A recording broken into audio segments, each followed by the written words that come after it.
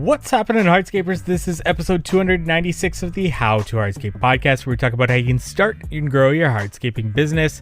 And on today's episode, we have Steve Griggs at Steve Griggs Design on Instagram. That's Griggs. And he had been popping up on my Instagram feed quite a bit this past year. And he wanted to get on the podcast, talk about his experience in the landscape industry over many years. And we get into all of that, as well as his subcontractor model, along with his thoughts and my thoughts on 10X, if you're interested in that later in the episode. But before we get into today's episode, we want to thank our sponsors, Cycle CPA. And if you're looking for bookkeeping, accounting, CFO services, reach out to Cycle CPA at cyclecpa.com. Let them know How to Hardscape sent you for money off their services there. Knowledge Tree Consulting, if you are looking for somebody to help you in your business, I would highly recommend Knowledge Tree Consulting. They are efficiency consultants in our industry, and you've heard them on the podcast multiple times before. George and Peter of Oriole Landscaping, and George a couple of other times talking about various topics, and we'll definitely have George on in the future to talk more. But you can learn more about them at knowledgetreeconsulting.com. And thank you to Mosier for jumping on board to sponsor the How to Hardscape podcast. I just got my hands on a Mosier 2 Pro, and I'll be using it to measure, draw, calculate areas, perimeters, volume, elevations, and lay out the entire project on my device and for estimating and design process. If you want to get your hands on a Mosier 2 Pro, use the promo code X8Hardscape. That's X, the number 8 Hardscape at Mosier.com, or simply click the link in the show notes. Now back to our episode. And if you're looking to dive into a software, we have the How to Hardscape headquarters software, which will help you budget, estimate job costs, time track, schedule. We have courses. You can create your own courses for employees and safety training videos. And we have our installation videos that you can use for training and onboarding purposes, along with many other features. You can find out more at hthheadquarters.com. See all of our features along with videos there and book a demo with me. Without further ado, let's get into our episode with Steve. Today, we're joined by Steve Griggs. You can catch him at Steve Griggs Design. That's Griggs Design on Instagram there, and lots of great reels, lots of great content that you got going on there, Steve. He is a residential landscape designer in the New York tri-state area. Steve, thanks for joining us here. What's up, Mike? I know we've been trying to connect back and forth. I just stayed on you, stayed persistent, and here we are. Absolutely, and I love that. And finally, it's the winter, and I'm booking now podcasts. So, and I'm sure it's pretty cold where you are, as you said there. Yeah, we're in New York, and you're in Toronto, so it's cold. It's cold. It's winter. It's a good time to, refocus, get your ducks in a row before the spring hits. Yeah, actually, going off that really quick here, what do you do in the winter, especially with New York? Do you do any snow clearing or anything like that? No. So basically the model, we used to have the guys now. Basically, the model is client calls me in, and I'll design and expedite the entire project with my subcontractors, my project manager, my designer. I find that to work the best because I can pick and choose the best stonemasons, the best plant, cherry pick the right guys, because everybody says they can do everything, right? And it's not true. It's definitely not true. Yeah, let's get into more of that business model. But before that, let's get to know a little bit more about you, yourself, how you got started in the industry, what brought you to where you are today, many years in the industry here. Yeah, so I graduated high school in 1978, so do the math, right? And then I went to a small school upstate New York, horticulture degree. Then I transferred to Mississippi State, got my landscape architecture degree, got out of school, worked for a high-end pool company, and kind of learned what it was really like to do the customer relations. He was an Italian guy from Rome, and the way he worked those clients and the way he was able to build up rapport was artful, right? So I would come home from college and work with my dad. He was a union construction worker in New York City, and I would get up at 4:30 in the morning during my winter breaks, go down there, and decided that this is definitely not my way to go. But I learned a lot where it's like when you're working in New York City market, it's like no excuses, deadlines have to be met, like there's no fooling around. And I tried to take that into the residential market because I find a lot of times in the residential market, it's a little loosey-goosey, right? So that was 40 years ago. So here I am talking to you, man, like on a podcast, which wasn't around when I was doing what I had to do. What's prompted you to start your own business here? Where does that kind of fall in line in the timeline? When I was 25, basically, when I got out of college, worked for a guy for a year and decided, why am I going to live his dream? Let's just create my own. And I haven't worked for anybody since. Gotcha. So you mentioned the subcontractor model at the beginning of this show. Did you start with that model or have you No, transferred no, into that model? we had the guys, we cut the grass, we had machines breaking down, guys getting pulled over. It was just a way of, now I can do multiple jobs in multiple cities. I'm able to expand more, right? We can do a job and did a job in Sacramento, Montauk, New York, out of Long Island, Massachusetts. So we're able to spread out a little more by having a large Rolodex, just being in the business for so long. You know who to call, right? Right. And then at what point did you transfer to that subcontractor model? And what was the, catalyst to do that? 20 years ago. Just finding that everybody's not great at everything, right? So I had 10 guys. They would plant, and they would do masonry, and they would do light, and then I find it better as the clientele got higher and higher, the expectations for quality got higher and higher. So you have a good stonemason. I listened to the podcast the other day on yours, and the guy from Connecticut, the stone guy. I checked him out. Shout out to him, man. The work is crazy nice. But again, he's like an artist. He can only do so much, right? Like he's booked out for whatever because he can do so much. I know another guy who does high end arts and mosaics, Daniel Bonillo, Italian guy. Same thing, super high end, but he's very, you're only limited, and his knees are hurting, his elbows getting. So that's pretty much that. As you kind of were in business for many years here, the clientele, did it naturally just become higher and higher that they were seeking you out? Or was this like you wanted that market and you were always targeting that market? It just through evolution. I mean, it started. The first job was like a $500 pickup truck and some plants, and it was just somebody that gave me a shot, that trusted me. That's all I needed, right? Someone to give you a shot, to trust you, and don't break that trust no matter what. Like the biggest thing I can tell you is say what you're going to do when you say you're going to do it, and that's all you need that's old school marketing, by the way. That's all you need to know from my end of it.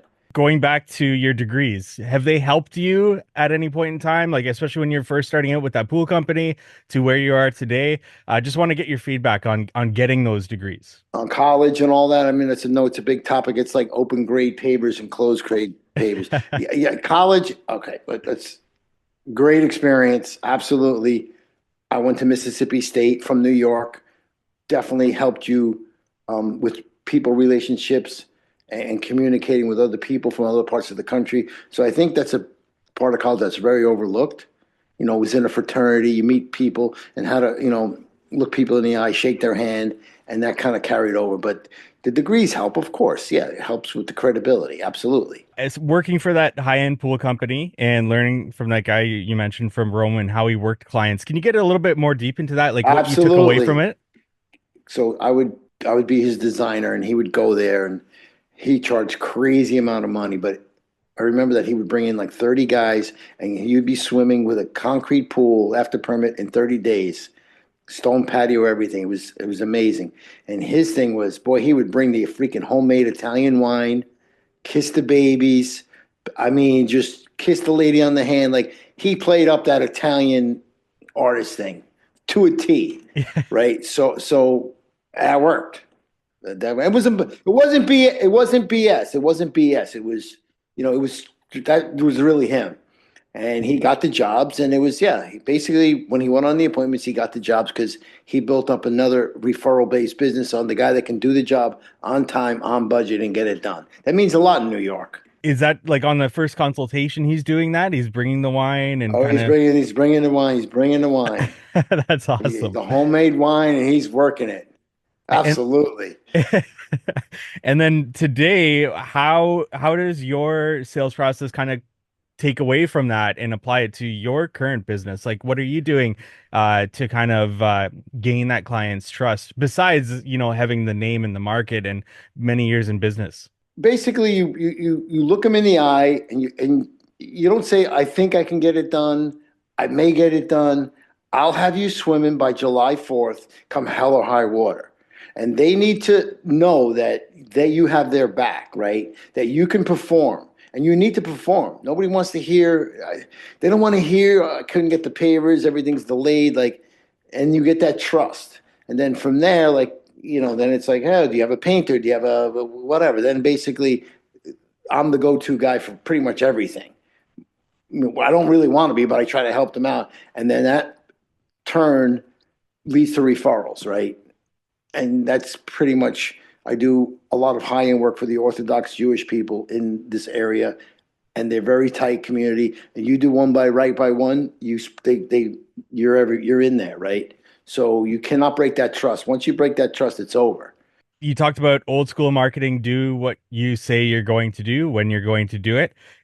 You also are on Instagram and have built a following there. And I just want to ask you because typically guys in your situation, and I'm not talking age here, but I'm talking guys that have been in the industry for a long period of time and already have that brand reputation within a certain market. They don't necessarily, start social media and these things. They think they're content with what they have and where they're at. But for you, you have, built this Instagram page and put out this content, and it's great.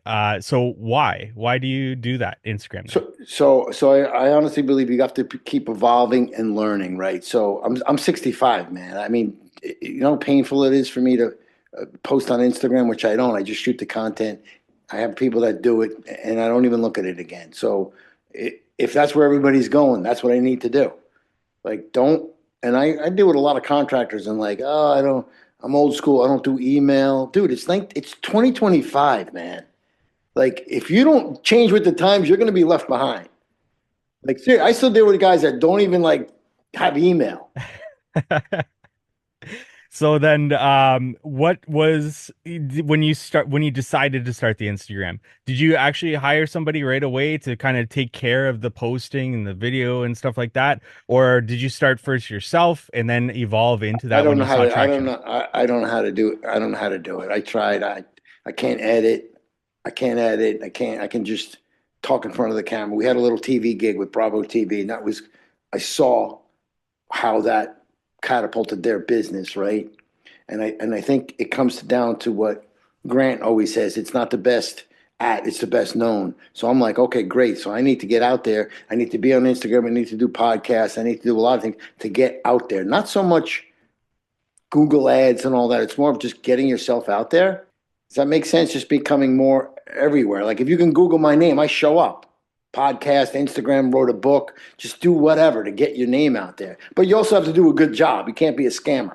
I think that's a great point to hit on there is that, Google Ads is paid. So people look at that as, they didn't find you. Google presented you to them. But if you go out there and do this organic stuff, people are finding you and people see value in themselves actually finding you, right? There's some sort of authority there that you create. Well, yeah, don't forget, and I get hit up all the time on DMs from young guys. Hey, how do I get the big jobs? Dude, just take it easy, man. It takes years. Like, have some patience. Everybody is on Instagram. They want to be influencers and all. If you're going to build a business, take your time. Just do it slowly and over time. Listen, it went from me, somebody calling me up and say, "Hey, can you run out here and give me an estimate?" I'd run out there and give them an estimate, and then they would go into the witness protection program, right? And you wouldn't hear from them. Now it's more like, "Hey, I know who you are. I've seen your work. You did so and so's job. I want to work with you." So it's a big difference, but it didn't happen overnight. Does just any of these new guys out there just do a good job. Just do what you say you're going to do. If a plant dies or a paver gets lifted up, go back and fix it. That is worth. I've learned that is worth more than a Google ad, by the way. Like if somebody complains that a plant died, or it's a $20 azalea, but it's going to cost me $300 to go replace it because I got to get to send the guy over there and do that. That is worth so much more than running a Facebook ad or a Google ad because they're going to remember that. They're going to remember that little thing that you did to come back and make it right. That's the secret sauce in a nutshell, by the way. That makes a lot of sense. And you did mention you wrote a book. What was the purpose behind that book? Was that to present yourself as an authority to clients? Like if they do Google you, they see you wrote a book, dang, this is the guy we need if he's written a book. Or was this also other purposes beyond that? Also, it's part of the brand. It's part of the marketing. It's like if you're going toe to toe with somebody, right? Price is the same. Everything is the same. I wrote the best selling book. Like, who are you going to go with? So it was a marketing. That's what Grant helped me with that book, actually. And David Breyer, shout out to David Breyer, the branding guru. He said people are going to buy, it's a coffee table book. It's not some ebook paperback thing. It costs a lot of money, high end pictures. So it looks like it should look, right? So yeah, it helps you build authority for sure and credibility. We want to take a break from today's episode to thank our sponsor, Cycle CPA. It's crucial to review your financial statements on a monthly basis so you can diagnose areas for improving your business's financial health early before they become significant issues. Too many contractors wait until the end of the year to review their financials as they file taxes, when it's often too late to take action to change the outcome. Cycle CPA not only handles bookkeeping and taxes, but they also ensure that you're armed with financial data on a monthly basis to make key business decisions. They offer benchmarking, cash flow forecasting, and assistance in developing targets for financial metrics. With their team of accountants specialized in the hardscape and landscape industry, they currently work with hundreds of companies in this field. Visit cyclecpa.com, and for $200 off, mention the How to Hardscape podcast. Now back to our episode. And then getting into sales. Were you a natural salesperson all the way from the very beginning, or was this learned over I'm not time? really I'm not really a salesperson. I mean, not a salesperson. It's more like a good listener. Okay. Like, my wife really doesn't think so. I forget have that selective hearing, but like I listen to the clients. Like I don't miss it. Like for whatever reason, I can retain a lot of that, and I just try to help them. Like I just truly like serve the client. Like don't try to sell them. Don't sell because if I sell, I'm going to lose. If I try to convince you why you should hire me, we're probably not a good fit. So I like to meet them first and just see if we're a good fit. I'd be honest with her. I said, listen, let me come out. We'll just see if we're a fit. I could tell when we're not a fit, and then I made mistakes where we're not a fit. Pick those. We've all had those bad jobs. Everybody's had the bad jobs. And then, so how do you pick those people out? Both when they first contact you as well as at the consultation. What are you looking for to see whether they're a good fit or not for you? You could just kind of tell. Like I've been burned so many times. Don't forget, I've done thousands of jobs, thousands, and sometimes you don't get it right. And I find that when the husband and wife, I've done some reels on this, are not on the same page, it's not good. It's not good. Like I like it when they're together, they're trying to build something together with for the family, and they want to have a fun process with it. You know what I'm saying? I don't want to be there if it's not fun. I like when they come outside and go, holy crap, I can't believe this is my backyard, right? That's kind of what you can kind of pick up those signals along the way, hopefully. And then what are you doing in that initial call, email, whatever it is? Do you hop on the phone with them right away? Do you start asking, what questions are you asking them to see, whether or not you're actually going to give your time and actually go out on a consultation with them? So there's a lot of talk about that. You charge, you don't charge. So a lot of it goes round and around. So I'm still very accessible. They have my cell phone, which I think helps, right? So I'm the guy. Like I want to be the guy, or my team members to be the person that they know they can count on to get the job done. They're not going to call some office and they're going to get some secretary to get back to you, whatever. So I have Daniela, who's my executive assistant, who is the quarterback, right? She'll know who she gets to know the clients. She knows what the story is. She knows the jobs. It's important that she knows the jobs, who's going to be on that job. So if a client calls up, she can give them an answer, say, I don't know, I need to get back to you. So we try to keep her in the loop on all the projects. And that really has helped a lot, the open communication with the clients. So back to your question is, how do we kind of vet them? Is that it? Like, how do we Yeah. know if it's, I'll talk to them. I'll have, if it's a cold call, I'll have Daniela kind of, she's been with me 4 years now. She kind of knows the questions and the buzzwords to hear. And she'll pick out the leads and say, hey, this sounds like a good lead. It's worth your time. Or if it's a referral, I pick it up right away, because then I know it's coming from another client. So that really helps. Right. So then do you charge for consultations, going back to what you kind of mentioned there, I or have you don't. dabbled with it at all? I kind of like, it's just a weird thing, man. It's like, I don't know. Like if I'm selling a backyard for 300 grand, what am I going to charge you? $200 to come out and talk? Like, I don't want to do your design. I want to do the job, right? So yeah, so you take some and you lose some. You try to vet them out early on to kind of see if they're serious. But if they're just looking, and then I'll charge them $500 if it's just a tire kicker. Sometimes they just want to pick my brain for an hour. All right, so I'll go out there and we'll talk. They're honest. I'm not ready yet, but down the road I may be. So it's case by case. With that initial consultation, what are you actually asking them to see what you're going to do in a design? Or is that kind of just like feeling them out and then you'll schedule like plans and everything like that to get elevations and then do the design? How do you go about that? It depends on the project, right? So sometimes I go to my trunk and I get out my can of spray paint and I'll spray paint out the pool on the property so they can start to visualize it, right? Before we even, I'll throw around some ideas. If it's a swimming pool, and a lot of times in where I live, you got to get permits and also that's a whole nother engineering that goes down that road. So I'll kind of throw them some ideas around and they'll kind of tell me what to, and I'll give them a ballpark, what I think the project's going to be at, right? But they already kind of know that before you even go there, right? Like you see on the internet, oh, you can get a full backyard for $29.99. But in reality, I kind of let them know, hey, an in-ground swimming pool is going to start at 100 grand. I don't care what it is. Vinyl gunite's a little more money, 25,000 more, and then you're going to add the patio, the fence. The pool's the cheapest part. I try to tell them that. When you add the pool, the fence, the patio, the sound system, the landscaping, the lighting, it's just 300 grand. If they aren't your client when you go out to that consultation, they're not the right fit for you. How are you telling that to them? Are you telling that to them right then and there? Are you calling them later, emailing them later, saying, "Hey, it's not going to be a good fit"? How are you going about that?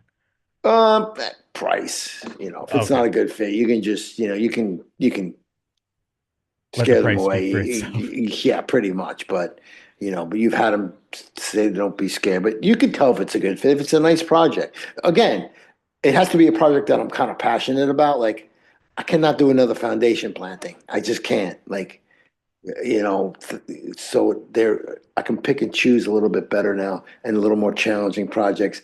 It just comes from time, right? Within your sales process, how are you communicating your value to the client? Not so much the client that already knows you and has found you, but maybe a client that's a little bit more cold. Do you have certain points within the sales process where you're communicating your value and you're letting them know and not to say sell, but sell yourself on Steve Griggs, basically? So we have the hardcover book, and then we also have a digital version of it, right? So, and then we'll see, I try to like have them do a little homework before I come. Please don't waste my time. I won't waste yours, right? Like, please respect my time and I'll respect your time. I have Daniela set it up. Please allocate an hour of your time, get a babysitter, just do something, man. It drives me crazy. But I'm trying to, seriously, it's a lot of money. We're talking serious, and the kid's tugging on the mother. It's just, you can't focus. And I really like to have them both there.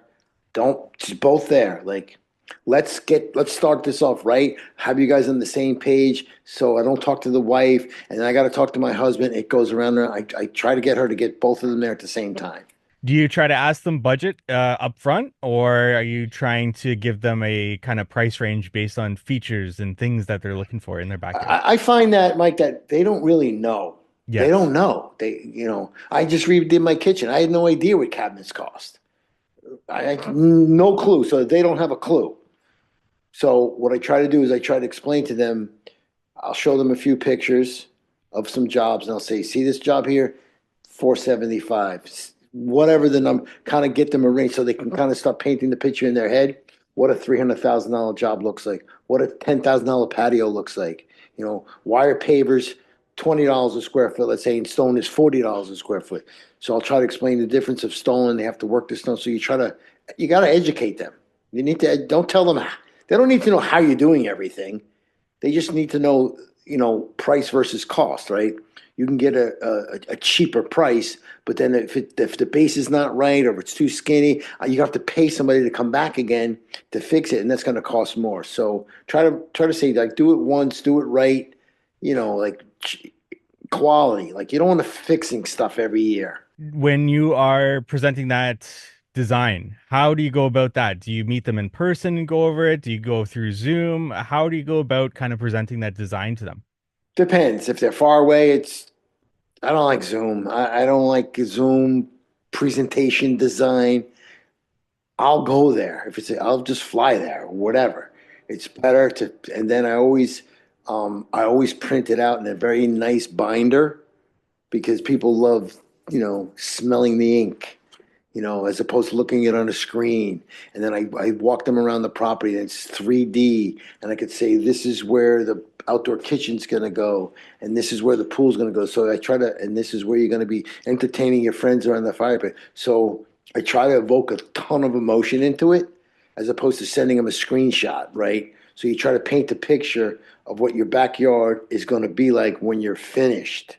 That is the golden goose right there. Like, they don't care if you use 6 inches of bait. They don't care. 6 inches of base, and you know what it's like. This. They just want to know, when I'm done and I pay you X amount of money, I'm going to get this on this. I'm going to get this. That pretty much. That's what they want to. That's what they're buying. They want the finished product with no headaches, on time and on budget. I want to ask you a question going back to when you first started the subcontractor model. Not so much today, because I don't think it would be so much of a problem, but did you ever get pushback when you transferred to that subcontractor model where the client wants Steve Griggs to do the job, not, a bunch of subcontractors? Was there any difficulty It's not. within It's that? not. It's like, yeah. Of course. Excuse me, ma'am. When you bought the house, do you think Johnny Builder built your house? It's the same thing I'm doing, but in the outside. I've just developed it and mastered it so I can do it to the outside. In the homeowner space, everybody knows it. They call the sheetrock guy, the tile guy, the painters. They're not doing it, but I'm around all the time. I'm around. Like, I go to the job sites every day, or my project managers go every day. I don't just send a bunch of guys over there. They have a question, they come to me or Daniela. You don't need to talk to my subs. You don't even need, you want to buy them coffee or something, that's great, but you don't need to be friends with them. You just want to know that that job is being done, and my name is on that job. So if anything goes wrong, it's me. They're paying me. I take the check. I'm not like some designers where, oh, I'm going to get you 3 bids. You can pick the best bid. No, I am the guy. So that's what I do, because I've tried that way and it didn't work for me. I didn't want to be. It's a pain in the neck being a contractor. I'm doing a pool house, a million different details, but they don't want to deal with anybody. They don't. They don't want to. They're not contractors. You can give them a beautiful design, but, like, who's going to execute it? Did that come with the higher and higher clientele understood that more and more? Understood that, you had this subcontractors, they weren't having like Steve Griggs install it. Was it the higher clientele that really understands that, or is it just kind of a mix? If they ask, I tell them, I go, you really don't, honestly, you don't want me doing your patio. You Yeah. don't. I can do it. It's like me painting my own bathroom. Like, I can do it, but it's not. So I bring in the best guys for the best jobs. It's simple. And then in turn, the client gets the best job, and then I get less phone calls, right? So it just works hand in hand. It's a win-win for everybody. I asked that mostly for myself because I'm in the field. I love being in the field for now. I know eventually You it'll know have to what, though? change, but I know my Yeah, clients want me to install their project. uh, good. And I'm going to tell you from my end of it. I've done this shit for so long. If I would have known what I know now back then, I would have done less digging and running bobcats and excavators and becoming more of the marketer and getting your name out there and getting the better clients. It's easy being on the job. And no headaches. You got the music going. You go get the Chinese food with the guys. You're sitting on a pile of mulch, eating lunch, no headaches. It's a whole different thing when you got to deal with customers and, cutting with the saw. Like, I know, it's easy. It is easy. There's no stress. It's hard work, but it's not stressful at all.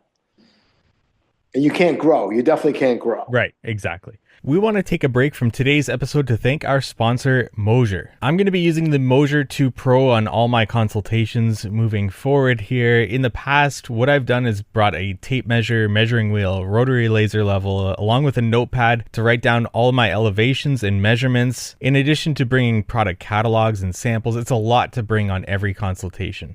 It would take me way too long to take measurements and elevations while writing them down on an inaccurate, not to scale drawing on my notepad, and then try to translate those from my sketch to my design software and hope I write those measurements down correctly and in the right place. When I found out about Moser, I knew it would replace all of those tools for my consultations. I recently got my hands on a Moser 2 Pro, which captures measurements, draws, calculates areas, perimeters, volume, elevations, and lays out the entire project on your device. And then you can export it into your design software and having a working terrain map to begin my designs while also being more accurate in my quoting process. If you want to get your hands on a Moser 2 Pro, use the promo code X8Hardscape. That's X, the number 8 Hardscape at Moser.com, or simply click the link in the show notes. Now back to our episode. How do you vet your subs and ensure that quality is there, like you said, with your name on the project? I mean, again, doing this a while. I've used the same guys for 20 years. I mean, it's the same guys. So we worked very well together. So, but if you're new to this model and you want to vet some good guys, ask around, look around. There's guys out there. You go to the Stone Yard. Who's a good guy? They'll tell you who the good guys are, who the bad guys are. And you go to their jobs, you meet them. Bring a box of donuts and some Dunkin' Donuts to the guys, man. That works miracles. Absolutely miracles. And just get to know them. And you try them out on small jobs and you build up that trust. I want to ask you this next question, mostly to help our audience just starting out or even actually young in their business to know what can happen to us. And I ask you a horror story in your time in many years in business here, Steve. Once again, just to help out our guys just starting out. So a lot of your guys are very new, right? They're new guys, young. I would say a lot of people are in 1-2 crews in the starting out in business. Yeah. So if you're really new, start out, absolutely. Make sure you have insurance. Don't do it. Don't do it, because I know a lot of you guys do it. They try to skate around insurance. Sooner or later, you're going to need an attorney and something's going to happen. I'm just telling you. If that doesn't happen, then you're not a businessman. Sooner or later, you're going to have something go wrong and it's going to bite you in the ass. So spend a couple bucks and just get the right attorney. Make sure you have decent contracts. Again, it's really against your word. You don't never want to have to. It never gets to that point where you have to go head to head with a contract and all. But just have some paperwork in order and make sure you get paid on time and just do your due diligence and be a responsible business owner, right? Put that aside, right? So that's part of it. Second thing is horror stories, like the time we laid concrete in New York City and the freaking people are on their phones and they just walk right through the concrete. I had to rip it out, cost me 80 grand. I mean, or a wall falls down with the mudslide. Like it just goes on and on. Like, I mean, yeah, you just try to so you're trying to, I think it's being a contractor and you're trying to minimize your risk, right? To try to do all you can to minimize your risk. I mean, things are going to happen. It's just part of it, but you try to do as much as you can to minimize it. Oh yeah, the caution tape up and everything. They just walk right through it. So next time, we got to put barriers up. Okay, so you learn, right? You try to learn from your mistakes. Right. How do you tackle like an $80,000 mistake like that, or not even a mistake, somebody else caused it? What do you do in the moment, and how do you move past that? So we had a like an 8 foot wall fall down on a residential property and interlocking wall fell down. Bad rain fell down. Whatever. The guy didn't put enough. Whatever happened. Gravel, hydrostatic pressure. The wall fell. Mudslide filled up his pool with mud. I had to drain the pool, fix the wall, and go through that whole nonsense. So the first thing you want to do, you call them up and you say, listen, you don't want to come here this weekend. It's his weekend house. There's been this situation. Nobody got hurt, but I just want you to let you know that I have it and I'm on site and I'm taking care of it. I think if something goes wrong, you need to admit it, not admit fault. Just let them know that you have it. You're a leader and that you're going to get it rectified. Don't just say, oh, it wasn't my fault. So, and that instills confidence in you from the homeowner. And I think a lot of times if something goes bad on a job and they start picking stuff out and you're behind the 8 ball already, it's very hard to get that trust back because then they're looking at everything. Terrible cut on the patio. Now he did this. What else is going wrong, right? You've mentioned Grant Cardone a couple of times in this podcast. What was it about Grant Cardone and where were you in your business that kind of drew you to him to help in any way? So Grant is in the book. He's in the book. A little testimony in the book. We did some work with them, and I flew down to Miami, and I was on one of his shows, and we talked a lot about business and scaling and becoming. He's one that said, "Hey, it's not the best known. It's not the best at what you do. It's the best known, but you also have to do a good job." So that's kind of led me on the path to the social media, writing the book, and that whole thing. So I take that very serious now, right? Where it's work. It's work. You're doing the podcast. You got to edit it. You got to post it. But why do you do the podcast, right? Mostly to help out the industry, but also, like I said, it helps my business as well offline. Yeah. So it's all. So you're doing the same thing. We're doing this together, right? Mhm. So um, yeah. So he's a you know he is what he is, right? Like guy started from nothing. I mean, some people like him, some people hate him. Whatever. He's doing something. Yeah. I'll be honest with you. I'm not drawn to Grant Cardone. It's not like I don't like the guy. I understand that there's different people for different types of people, right? Absolutely. And I get interested in why people were drawn to certain people and what they saw in them, basically. Again, it's like take you take the good from whoever, right? Everybody has something good. So you Yes. take the nuggets of the good and you move on. You take the nuggets from this person and you just try to put them together and become the best person that you can be. Yeah. So the 10x sort of thing. On the surface level, 10x, people look at it and are like, 10x is crazy, go out of business really quick that way. I've seen 10x people go out of business really quick. Oh, so we probably know the same people. I Okay. know we'll talk later, but I know you know the same people. Well, And they're and young. They're young, yes. and they think they can, See, poof. and this is what I wanted to talk to you about. Do you embrace the 10x sort of mindset sort of thing, or do you pick and choose different points from it? I feel like when you're young, you attach onto it and you think like 10x, literally I need to 10x again and again and again. But when you've been in business for as long as you have and you found Grant Cardone when you did, perhaps you had a different sort of philosophy on actually picking different things and applying them to your business in the Yeah, correct we way. yeah we did some advertising with them. That's kind of how I met Robert. Robert was his old video guy. We advertised on his network 7 years ago, let's say.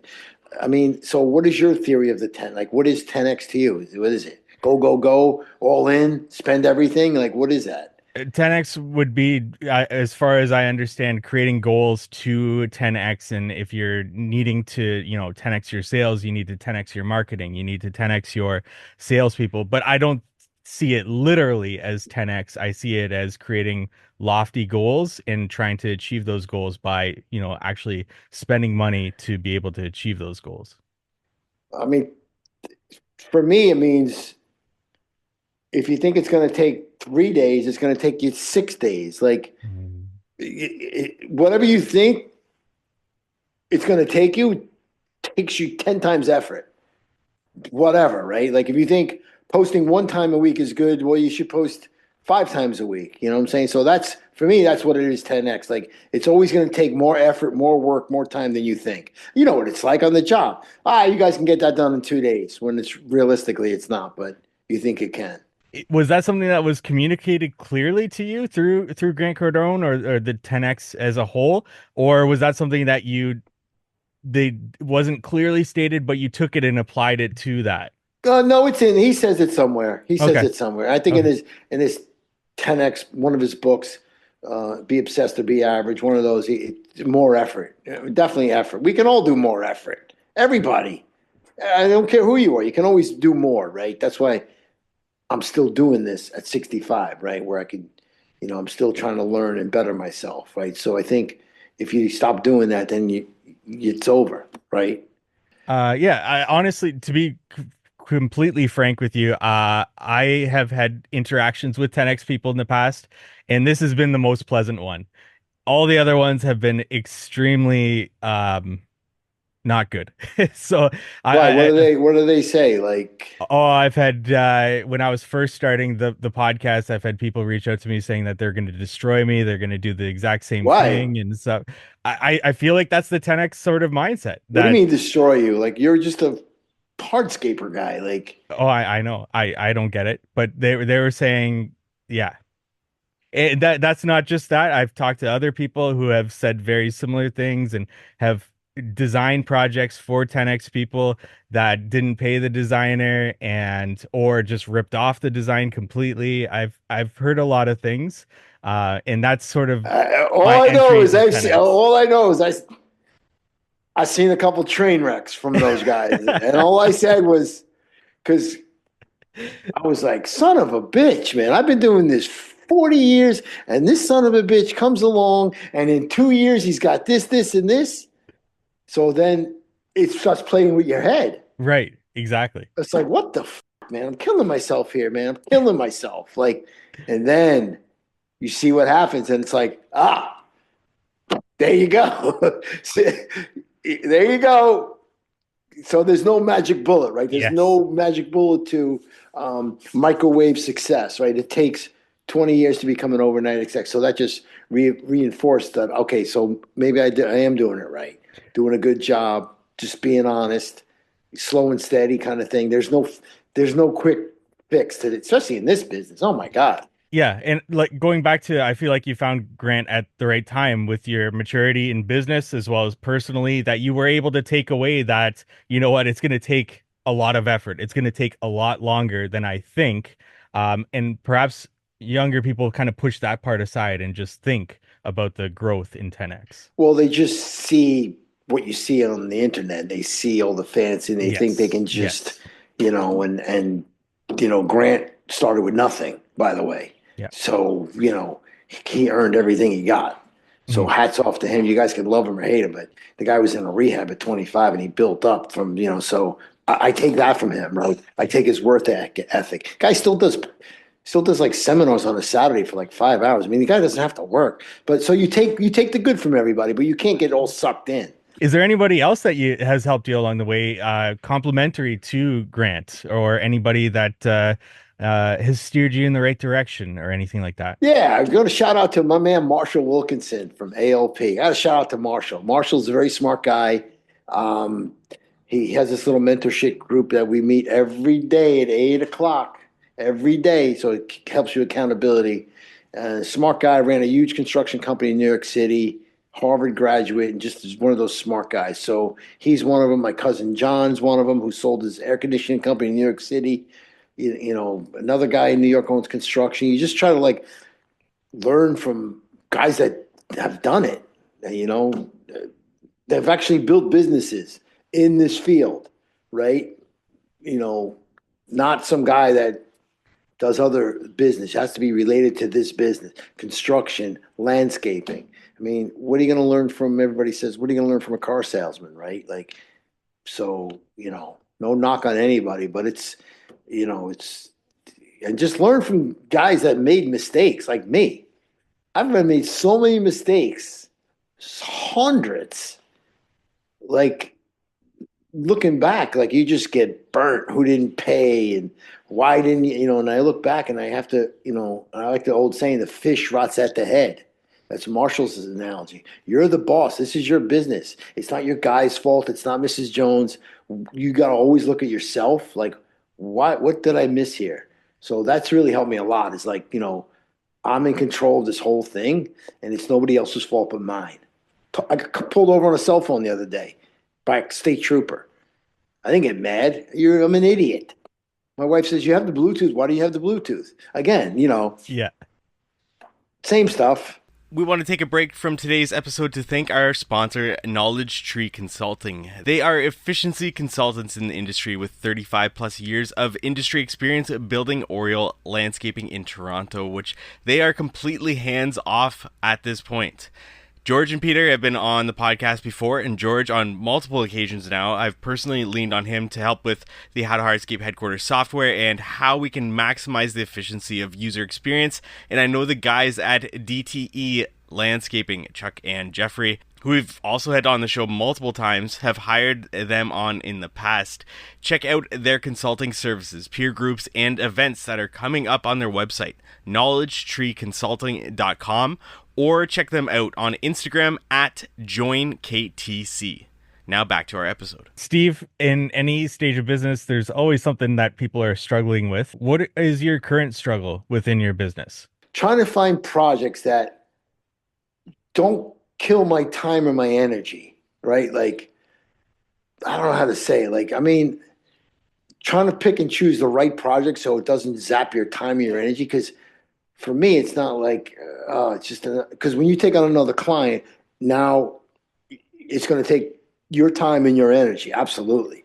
Whether you fit him in, saying no. How about that? Just saying no. I like that. Saying no to the wrong projects, saying no to bad customers, saying no to bad deals. Definitely. That has been, because I used to be, younger, take everything, like we all did.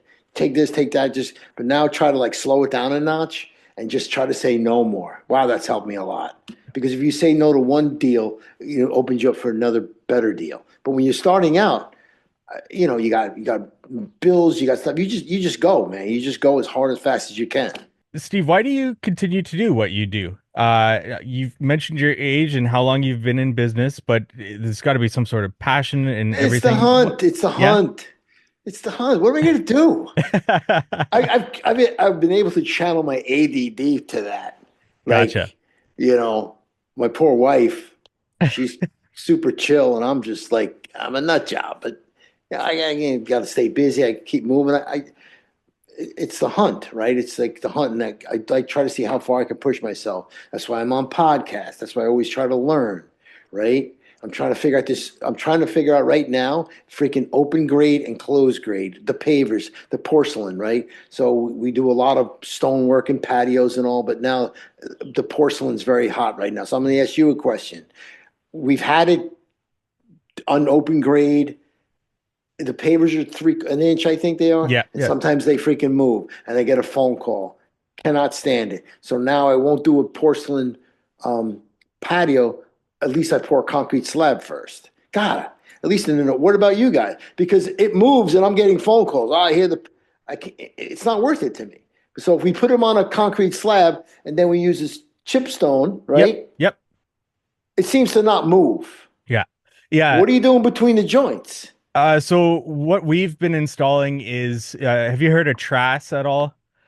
No. It's like a cementitious mixture that you mix with 1/4-inch chip or HPB 3/8-inch chip, like your bedding layer.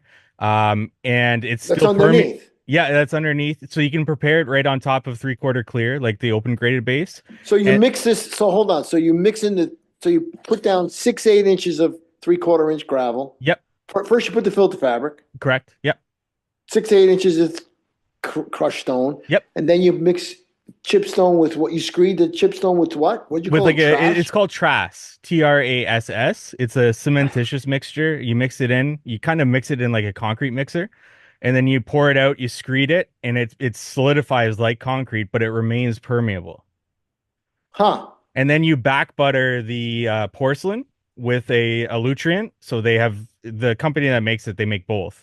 And then you put it right into the Trass, and it's rock solid. It's pretty awesome. Really? See that? I'm seeing now. For me, an old guy like me, came onto this thing, and I just learned something new because that was driving me crazy. Yeah, we did our first couple of porcelain this year. What's going in the joints? We use a semi-permeable product, like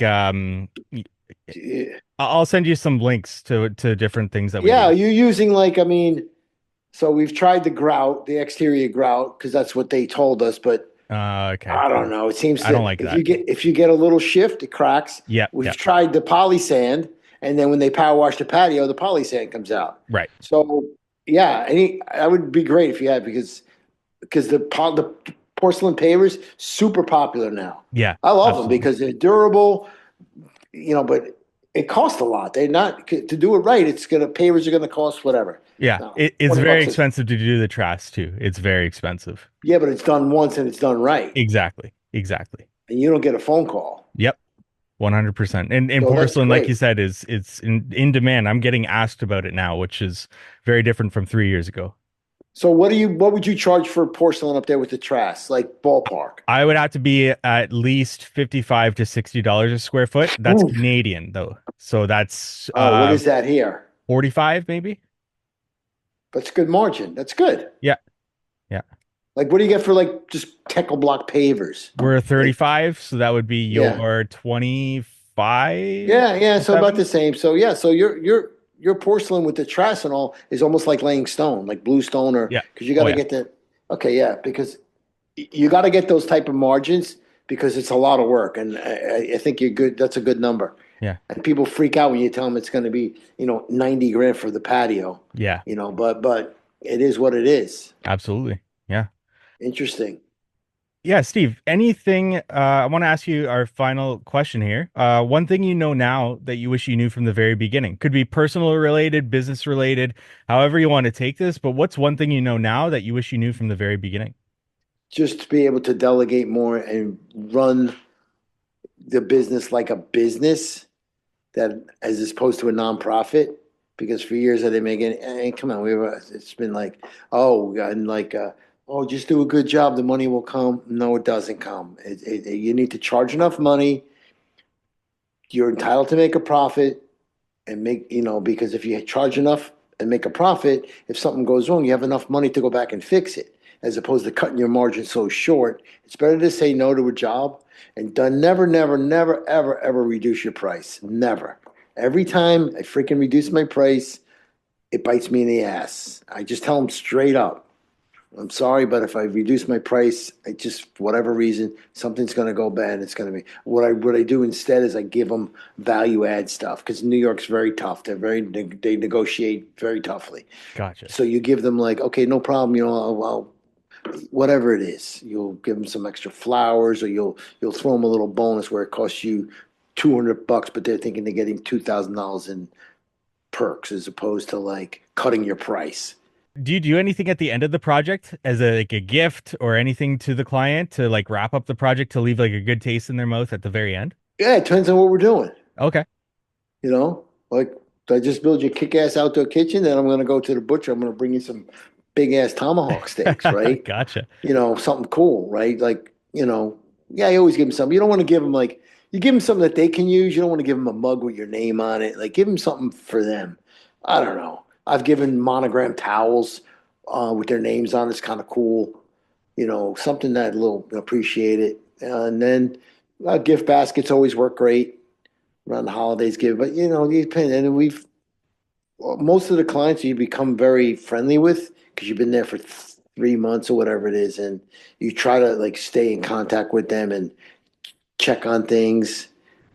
Some guys, contractors don't like to make those calls because clients are always going to say, "Oh yeah, I have to pay for that move. You can come fix it." But that's a good way to get other business too. Like, while I'm here, can I do? Because they already know, like, and trust you, right? So you're already in there. So go sell them something. Steve, the questions keep coming, but I think that's a good place to end right there. Where can our audience go find out more about you? Any closing things that you want to leave them with? Where can they learn more about you? I don't know. You can just, if you have any questions, you can always DM me at Steve Griggs Design. Like you're gonna hook me up with this trash. That's good stuff. Again, any questions? I get DM'd by young guys from all over just to say, hey, but I help them out, man. Just help them out. It doesn't take me anything to answer them a quick question back. Website Steve Griggs Design. You just Google it. I'm on these podcasts. You just Google it. I'm not hard to find. Steve, thanks Mike, so much. nice to meet you, man. Mike, Yeah, finally, nice to meet you as man. well. Absolutely. Keep doing what you're doing, and hopefully, when does the snow melt up there? Not until probably like early April. It's like here. Yeah. Yeah. So Same then we'll thing. get started on consultations and then start mid to late April. Were you able to get any base in the ground before everything froze? Because everything's frozen now, right? No, and I would make a more concerted effort to do that, but this is kind of my winter to do the stuff like this and everything. So So when a guy calls you out, are you doing the paper? Like you're doing everything? I'm doing Digging? everything. Me and one or two other guys. Yeah. Okay. Yeah. Listen, it's not bad either. Like, No, and I want to be in the field. Like I love the field, but I know like in 5 years I'll start to transition out of that. yeah, you train. So the key for you is like train those guys, whoever you Yeah. become really good. Yeah. And Yeah. there's nothing wrong with being outside, a nice summer day, man. I love it, right? Ah. Absolutely. All right, man. Steve, Always a thanks so much for your pleasure. time. All right, have a good one, Mike. Take care. Thank you for listening to today's podcast episode. Go check out Steve Griggs at Steve Griggs Design on Instagram. That's Griggs. He's got some great content there. And if you're looking for a software to dive into, go check out at How to Hardscape on Instagram. You can see a quick little software tutorial there on our page, as well as a list of our features there, or go to hthheadquarters.com, learn more about all of those features and book a demo with us. But before we leave, we want to thank our sponsors. Cycle CPA. If you're looking for bookkeeping, accounting, CFO services, reach out to Cycle CPA at cyclecpa.com. Let them know How to Hardscape sent you for money off their services there. And Knowledge Tree Consulting. If you're looking for efficiency consultants who have a lot of experience in our industry, check out Knowledge Tree Consulting at knowledgetreeconsulting.com. And thank you to Mosier for jumping on board to sponsor the How to Hardscape podcast. I just got my hands on a Mosier 2 Pro, and I'll be using it to measure, draw, calculate areas, perimeters, volume, elevations, and lay out the entire project on my device and for estimating and design process. If you want to get your hands on a Mosier 2 Pro, use the promo code X8Hardscape. That's X, the number 8 Hardscape at Mosier.com, or simply click the link in the show notes. Now back to our episode. And we look forward to meeting with you next week on the How to Hardscape podcast.